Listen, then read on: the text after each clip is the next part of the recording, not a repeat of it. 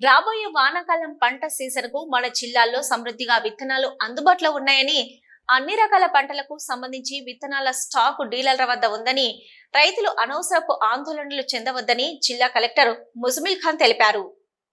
శనివారం జిల్లా కలెక్టర్ ముజమిల్ ఖాన్ సమీకృత జిల్లా కలెక్టరేట్లోని సమావేశం మందిరంలో వానాకాలం విత్తనాల లభ్యతను వివరిస్తూ రామగుండం పోలీస్ కమిషనర్ ఎం శ్రీనివాస్తో కలిసి మీడియా సమావేశం నిర్వహించారు. ఈ సందర్భంగా జిల్లా కలెక్టర్ ముజమిల్ ఖాన్ మాట్లాడుతూ, మన జిల్లాలో రైతులకు అవసరమైన అన్ని రకాల విత్తనాలు సమృద్ధిగా అందుబాటులో ఉన్నాయని, వచ్చే వానాకాలం పంటకు ఎక్కడా విత్తనాల కొరత రాకుండా పటిష్ట చర్యలు చేపట్టామని కలెక్టర్ తెలిపారు. జిల్లాలో ఉన్న 353 విత్తన డీలర్ల ద్వారా రైతులకు అవసరమైన విత్తనాలు సరఫరా చేస్తున్నామని తెలిపారు. జిల్లాలో ఉన్న 1,55,496 మంది రైతులకు 2,77,720 ఎకరాల సాగు భూమి ఉందని, వీటిలో 2,08,000 ఎకరాలలో వరి పంట, 60,000 ఎకరాలలో పత్తి పంట, 12,000 ఎకరాలలో కూరగాయలు, పండ్లు, ఇతర పంటలు సాగు చేస్తున్నారని తెలిపారు. జిల్లాలో ప్రతి పంటకు సంబంధించి అవసరానికి మించి 50% అదనంగా విత్తనాలు అందుబాటులో ఉన్నాయని, ఎక్కడా విత్తనాల కొరత లేదని, ఎక్కడైనా విత్తనాల రవాణా తదితర అంశాలలో చిన్న ఇబ్బందులు వచ్చినా 1-2 రోజుల్లో రైతులకు చేరడంలో ఆలస్యం కావచ్చని, విత్తనాల స్టాకు ఎక్కడా కొరత లేదని కలెక్టర్ తెలిపారు. రైతులు క్షేత్రస్థాయిలో సాగు చేస్తున్న పంటలు, వారు వినియోగిస్తున్న విత్తనాలపై వ్యవసాయ అధికారుల ద్వారా సర్వే నిర్వహించి సదరు విత్తనాలు సమీప విత్తన డీలర్ల వద్ద అందుబాటులో ఉండేలా చర్యలు తీసుకున్నామని కలెక్టర్ తెలిపారు. వానాకాలం ప్రారంభమవుతున్న నేపథ్యంలో రైతులకు అవసరమయ్యే పచ్చిరొట్ట విత్తనాలు సైతం అందుబాటులో ఉన్నాయని, వరి సన్న రకాల విత్తనాల స్టాకులు, పత్తి విత్తనాలలో 134 రకాల విత్తనాలు అధికంగా ఉన్నాయని తెలిపారు.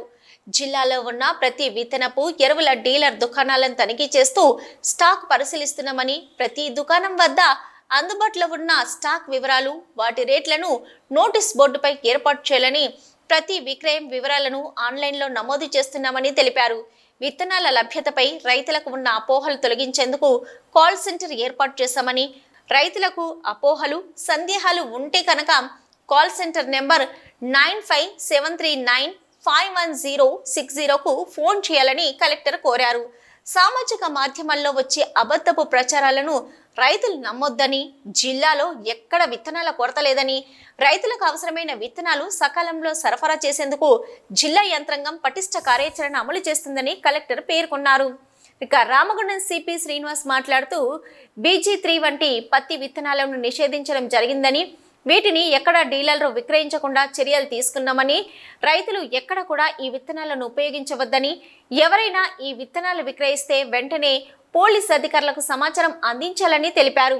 పోలీస్ శాఖ నకిలీ విత్తనాల విక్రయాలపై గట్టి నిఘా ఏర్పాటు చేసిందని, రైతులు ప్రభుత్వం గుర్తించిన లైసెన్స్ విత్తన డీలర్ల వద్ద మాత్రమే విత్తనాలను కొనుగోలు చేయాలని, విత్తనాలు కొనుగోలు చేసే సమయంలో రైతులు తప్పనిసరిగా బిల్లు రసీదు తీసుకోవాలని, సీల్డ్ ప్యాకెట్లను మాత్రమే రైతులు కొనుగోలు చేయాలని సూచించారు. నకిలీ విత్తనాలను అరికట్టేందుకు పోలీస్ యంత్రాంగం ప్రత్యేక చర్యలు తీసుకుందని, రైతులు ప్రభుత్వం గుర్తించిన సర్టిఫైడ్ డీలర్ల వద్ద నుంచి మాత్రమే విత్తనాలు కొనుగోలు చేయాలని, విడిగా ఎక్కడ విత్తనాలు కొనుగోలు చేయొద్దని తెలిపారు. ఇతర రాష్ట్రాల నుంచి కల్తీ విత్తనాలను రాకుండా అంతర్జిల్లా, అంతరాష్ట్ర చెక్ పోస్టులు ఏర్పాటు చేశామని తెలిపారు. నకిలీ విత్తనాలపై ఏదైనా సమాచారం ఉంటే వెంటనే పోలీస్ అధికారులకు తెలియజేయాలని పోలీస్ కమిషనర్ కోరారు. మన జిల్లాలో ఉన్నాయి. దీన్ని నేను చెప్పినట్టు 50% ఎక్సెస్ సప్లై కూడా మనం సిద్దిపేట జిల్లా, మెదక్, మేడ్చల్ ఎక్కడైనా సీడ్ ప్రొడక్షన్ కంపెనీస్లో ముందుగానే మేము మాట్లాడి పెట్టుకున్నాం. ఆ స్టాక్స్ కూడా వచ్చే 2-3 రోజుల్లో మాకు అందుతున్నాయి. అలాగే కాటన్లో చూస్తే మన జిల్లాలో సుమారు 134 వెరైటీలు ఉపయోగిస్తున్నారు. దీంట్లో ఒక 20 వెరైటీలు ఎక్కువ పాపులర్గా ఉన్నాయి. ఇవి కూడా మన జిల్లాలో అందుబాటులో ప్రతి డీలర్ దగ్గర పెట్టడం జరిగింది.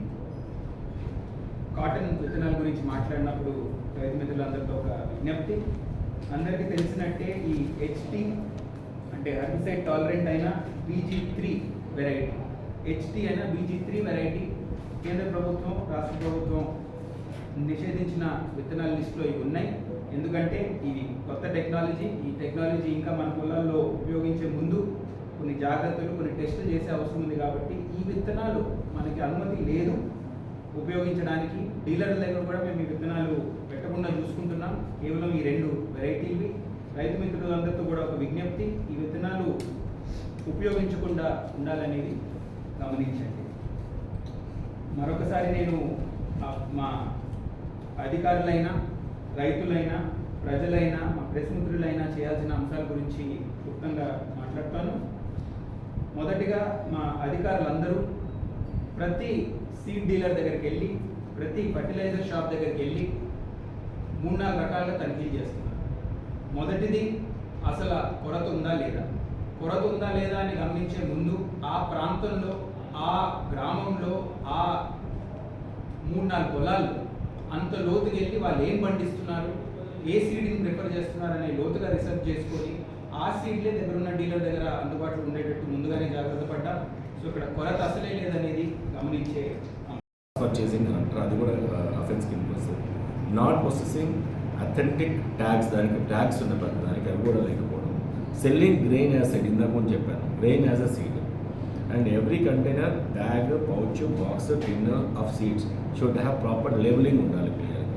And seed producer, public or private companies is responsible for the information. ఆ ఇన్ఫర్మేషన్ని ఎవరైతే అమ్ముతున్నారో క్లియర్గా ఉండాలి. ఇవే కాకుండా ప్రొసీజర్ ఏంటి, ఎట్లా దాన్ని గోడౌన్స్ కానీ ఇక్కడ ఇన్ఫర్మేషన్ వస్తే కానీ, తర్వాత ట్రాన్స్పోర్ట్లో మధ్యలో ఇన్ఫర్మేషన్ వచ్చినా మేము టాస్క్ ఫోర్స్ టీము ఇది చేస్తాం. అదే కాక task force, separate task force, CP task force కూడా దీని మీద నిఘా పెట్టేస్తుంది. సో ఎక్కడ ఎలాంటి ఇన్ఫర్మేషన్ వచ్చినా మేము రైడ్ చేస్తాము, దాని తర్వాత సీల్ చేస్తాము, దాని తర్వాత కేసులు కూడా అవుతాయి. So this is my warning and this is my information to all the people, especially రైతులు మీరు కాకుండా ఉండాలని ఆలోచిస్తున్నాను. ఈ పత్రికా సమావేశంలో జిల్లా వ్యవసాయ శాఖ అధికారి ఆదిరెడ్డి, సంబంధిత అధికారులు, మీడియా ప్రతినిధులు తదితరులు పాల్గొన్నారు.